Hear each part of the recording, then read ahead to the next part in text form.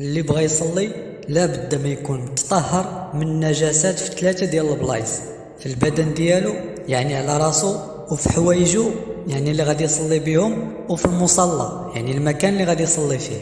وكيفاش يمكننا نتطهروا من النجاسة؟ في حالة لقينا شي نجاسة فيكفي أننا نغسلوها بالماء حتى تزول وما يبقاش الأثر ليها.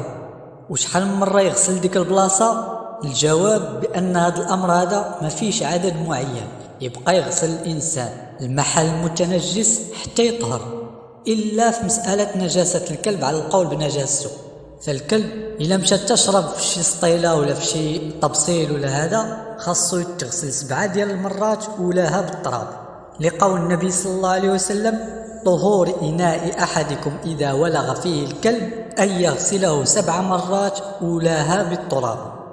وهنا مسألة كتوقع لبزاف ديال الناس، كيغسل النجاسة ومع ذلك كيبقى الأثر ديالها من لون أو رائحة، كيعيا ما يزول فيها ومع ذلك كتبقى الريحة ديالو باقا لاصقة فيه. كيشوف الثوب بأنه راه تنظف وتنقى وغسلو مزيان، ولكن ملي كيجي يشم كتطلع معاه واحد شوية ديال رائحة النجاسة. فهاد البقية ديال اللون أو الرائحة من بعد ما نظفنا النجاسة ما كيضرش، يعني لا بأس به، ما كاينش مشكل طالما أنه مبغاش يتحيد مع التنظيف، لقول النبي صلى الله عليه وسلم لإحدى الصحابيات في قضية ديال غسل دم الحيض، قال عليه الصلاة والسلام: يكفيك غسل الدم ولا يضرك أثره.